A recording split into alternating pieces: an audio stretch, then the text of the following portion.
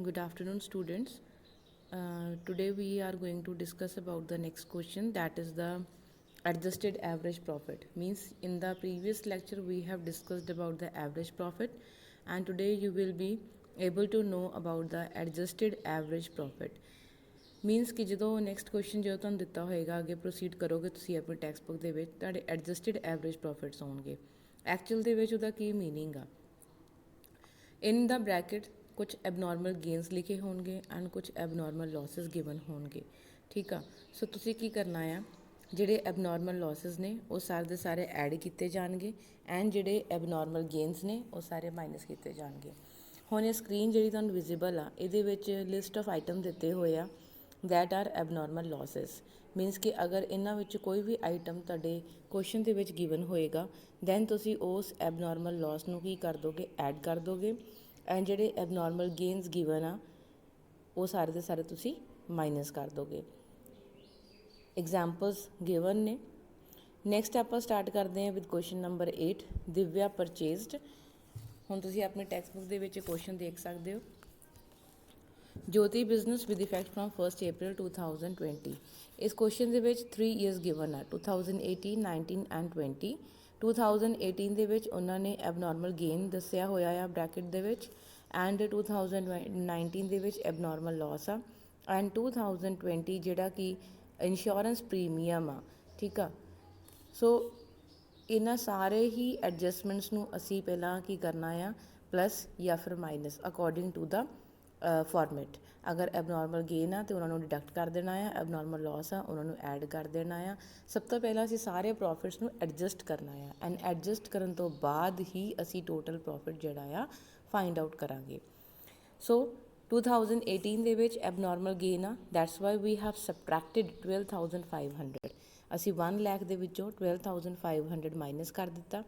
87,500 ਤੁਹਾਡਾ ਪ੍ਰੋਫਿਟ ਜਿਹੜਾ ਐਡਜਸਟ ਹੋ ਕੇ ਆਇਆ। 2019 ਦੇ ਵਿੱਚ ਵੀ ਇੱਦਾਂ ਹੀ ਆ, ਐਬਨੋਰਮਲ ਲਾਸ ਆ ਇਸ ਕਰਕੇ ਉਹ ਐਡ ਕਰ ਦਿੱਤਾ ਗਿਆ ਆ, ਐਡਜਸਟ ਕਰਕੇ ਸਾਡੇ ਕੋਲ ਪ੍ਰੋਫਿਟ ਆਇਆ 1,50,000 ਐਂਡ 2020 ਦੇ ਵਿੱਚ ਵੀ ਕੀ ਆ, ਐਬਨੋਰਮਲ ਲਾਸ ਹੀ ਆ ਬਿਕੋਜ਼ ਜਿਹੜਾ ਇੰਸ਼ੋਰੈਂਸ ਪ੍ਰੀਮੀਅਮ ਆ ਔਨ ਦਾ ਫਰਮਸ ਪ੍ਰੋਪਰਟੀ ਇੱਕ ਤਰੀਕੇ ਦਾ ਕੀ ਆ ਕਿ ਤੁਹਾਡਾ ਪ੍ਰੀਮੀਅਮ ਹਰ ਮੰਥ ਜਾਂ ਐਨੂਅਲੀ ਤੁਸੀਂ ਪੇ ਕਰ ਰਹੇ ਹੋ। So it is a type of abnormal loss. ਇਹ ਵੀ ਐਡਜਸਟ ਕਰ ਦਿੱਤਾ, ਐਡਜਸਟ ਕਰਕੇ ਸਾਡਾ ਪ੍ਰੋਫਿਟ ਆਇਆ 1 ਲੱਖ। ਜਦੋਂ ਅਸੀਂ ਸਾਰੇ ਪ੍ਰੋਫਿਟ ਐਡਜਸਟ ਕਰ ਦਿੱਤੇ ਉਸ ਤੋਂ ਬਾਅਦ ਤੁਸੀਂ ਕੀ ਕਰੋਗੇ, ਪ੍ਰੋਫਿਟ ਨੂੰ ਐਡ ਕਰ ਲਓਗੇ, ਟੋਟਲ ਪ੍ਰੋਫਿਟ ਫਾਈਂਡ ਕਰ ਲਓਗੇ। ਮੈਂ 3 ਸਾਲਾਂ ਦੇ ਪ੍ਰੋਫਿਟ ਨੂੰ ਐਡ ਕਰ ਦਿੱਤਾ, ਐਡ ਕਰਨ ਤੋਂ ਬਾਅਦ ਡਿਵਾਈਡ ਬਾਈ 3 ਕਰ ਦਿੱਤਾ, ਐਵਰੇਜ ਪ੍ਰੋਫਿਟ ਆ ਗਿਆ 1,12,500। ਦੈਨ ਅਸੀਂ ਗੁੱਡਵਿਲ ਫਾਈਂਡ ਕਰਾਂਗੇ ਐਂਡ ਗੁੱਡਵਿਲ ਫਾਈਂਡ ਆਊਟ ਕਰਨ ਦਾ ਸੇਮ ਪ੍ਰੋਸੀਜਰ ਆ, average profit multiply by number of year purchased. So ਜਿਹੜਾ ਤੁਹਾਡਾ ਐਵਰੇਜ ਨਿਕਲ ਕੇ ਆਇਆ ਆ 1,12,500 ਉਹਨੂੰ ਅਸੀਂ ਮਲਟੀਪਲਾਈ ਬਾਈ 2 ਕਰ ਦਿੱਤਾ ਬਿਕੋਜ਼ ਜਿਹੜਾ ਨੰਬਰ ਆਫ ਈਅਰਸ ਪਰਚੇਜ਼ ਦਾ 2 ਗਿਵਨ ਆ ਕੁਐਸਚਨ 'ਚ। So goodwill will be equals to 2,25,000। Now the next question is question number 9, Abhay, Babu and ਚਾਰੂ।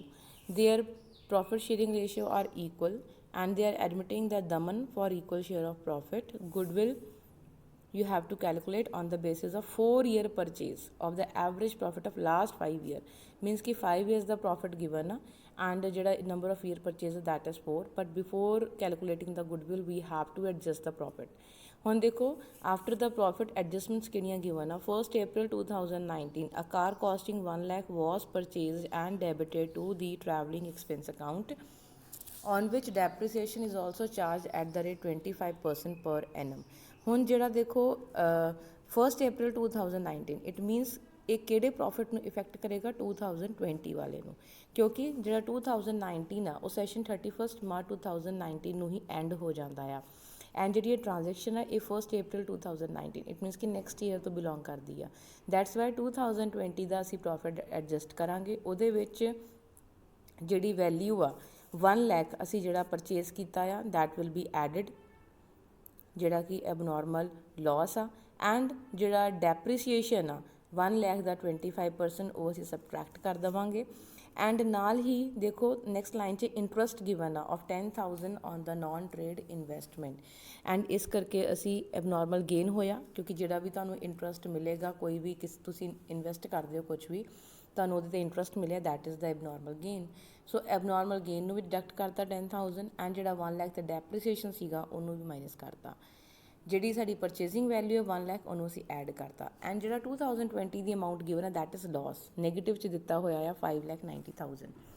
ਇਹਨੂੰ ਸੋਲਵ ਕਰਕੇ ਸਾਡਾ ਜਿਹੜਾ ਲੋਸ ਐਡਜਸਟ ਹੋ ਕੇ ਆਇਆ ਆ ਦੈਟ ਇਜ਼ 5,25,000 ਐਂਡ 2019 ਦੇ ਪ੍ਰੋਫਿਟ ਨੂੰ ਵੀ ਇਫੈਕਟ ਕਰੇਗਾ ਬਿਕੋਜ਼ ਜਿਹੜਾ ਇੰਟਰਸਟ ਆ ਉਹ 2019 ਐਂਡ 2020 ਦੋਵਾਂ ਈਅਰਸ ਦਾ ਗਿਵਨ ਆ, ਦੈਟਸ ਵਾਈ ਅਸੀਂ 2019 ਦੇ ਵਿੱਚ ਵੀ ਐਬਨੋਰਮਲ ਗੇਨ ਨੂੰ ਮਾਈਨਸ ਕਰਤਾ।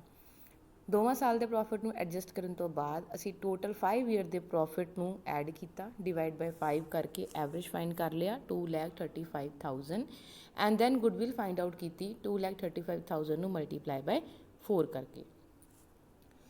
The next is the question number 10, Arun and Bharat.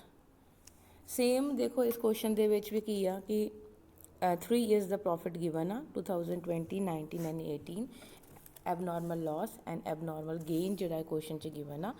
So first of all we are adjusting the profit, 2020 the abnormal loss given ਆ, that's why we have added 2019 ਦੇ ਵਿੱਚ ਪਹਿਲੀ ਗੱਲ ਤੇ ਉਹਦੇ ਵਿੱਚ ਲਾਸ ਗਿਵਨ ਹੈ 80,000 ਦਾ, ਇਸ ਕਰਕੇ 80,000 ਨੂੰ ਬ੍ਰੈਕਟ ਵਿੱਚ ਲਿਖਿਆ ਗਿਆ। Bracket indicates the sign of minus, ਅਸੀਂ ਮਾਈਨਸ ਨਹੀਂ ਲਿਖਦੇ ਅੱਗੇ ਉਹਦੇ, ਨੈਗੇਟਿਵ ਸਾਈਨ ਸ਼ੋ ਨਹੀਂ ਕਰਦੇ। ਅਮਾਊਂਟ ਜਿਹੜੀ ਫਿਗਰ ਹੁੰਦੀ ਉਹਨੂੰ ਬ੍ਰੈਕਟ 'ਚ ਲਿਖ ਦਿੱਤਾ, bracket indicates the symbol of subtraction, plus abnormal loss ਜਿਹੜਾ ਕਿ 1,10,000 ਆ। ਦੈਨ 2018 ਦੇ ਵਿੱਚ ਐਬਨੋਰਮਲ ਗੇਨ ਹੋ ਰਿਹਾ ਆ, ਉਹਨੂੰ ਅਸੀਂ ਮਾਈਨਸ ਕਰ ਦਿੱਤਾ ਐਂਡ ਦੈਨ 3 ਈਅਰਸ ਦੇ ਪ੍ਰੋਫਿਟ ਨੂੰ ਪਲੱਸ ਕਰਕੇ ਸਾਡਾ ਜਿਹੜਾ ਟੋਟਲ ਆਇਆ that is 180,000 and divide by 3 ਕਰਕੇ ਐਵਰੇਜ ਆ ਗਿਆ 60,000। ਦੈਨ ਗੁੱਡਵਿਲ ਫਾਈਂਡ ਕਰ ਲਈ, number of year purchase 2 given ਸੀਗਾ, ਸੋ 60,000 ਨੂੰ 2 ਦੇ ਨਾਲ ਮਲਟੀਪਲਾਈ ਕਰਤਾ। After that question number 11, Bhaskar and Pillai are partners and the ratio is 3:2. They are admitting Kanika into the partnership for 1/4 share. Kanika ਆਪਣੇ ਜਿਹੜੀ goodwill ਆ ਉਹ ਕੈਸ਼ ਵਿੱਚ ਲੈ ਕੇ ਆਉਂਦੀ ਹੈ and for this goodwill is to be valued at 2 years purchased of the average normal profit of past 3 years. Now first of all we will adjust the profit। 2018 ਦੇ ਵਿੱਚ abnormal gain given ਆ, that will be subtracted। then 2019 ਦੇ ਵਿੱਚ abnormal loss ਆ ਉਹਨੂੰ ਅਸੀਂ add ਕਰ ਦੇਵਾਂਗੇ ਐਂਡ 2020 ਦੇ ਵਿੱਚ ਜਿਹੜਾ ਪ੍ਰੋਫਿਟ 70,000 ਆ ਉਹਦੇ ਵਿੱਚ ਕੀ ਆ abnormal gain ਆ।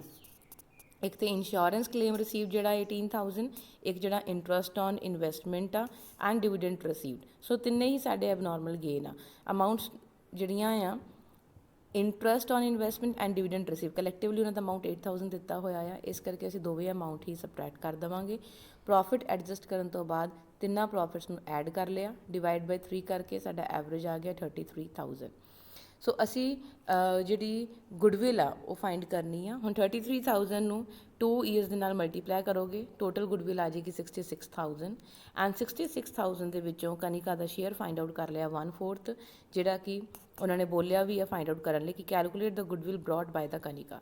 ਸੋ ਟੋਟਲ ਗੁੱਡਵਿਲ 66,000 ਆਈ, ਜਿਹਦੇ ਵਿੱਚੋਂ ਕਨਿਕਾ ਦਾ ਸ਼ੇਅਰ 1/4 ਆ, ਸੋ 1/4 ਫਾਈਂਡ ਆਊਟ ਕਰਕੇ 16,500 ਕਨਿਕਾ ਦਾ ਸ਼ੇਅਰ ਆ ਗਿਆ। I hope it is clear to each and every one of you. ਤੁਸੀਂ ਸਾਰੇ ਹੀ ਕੁਐਸਚਨ ਨੂੰ ਇੱਕ ਵਾਰੀ ਫਿਰ ਦੁਬਾਰਾ ਤੋਂ ਰਿਵਾਈਜ਼ ਕਰਨਾ ਹੈ, ਖੁਦ ਸੌਟ ਆਊਟ ਮਤਲਬ ਕਿ ਸੋਲਵ ਕਰਨਾ ਆ। ਐਂਡ ਜਿਹੜੇ ਨੈਕਸਟ 2 ਕੁਐਸਚਨਸ ਗਿਵਨ ਆ, Sumit purchased Amit business, question number 12, and Geet and Meet are partners in a firm, question number 13. These 2 questions are for the homework and you have to solve yourself. Then in the next lecture we will discuss about the queries. Thanks and have a nice day.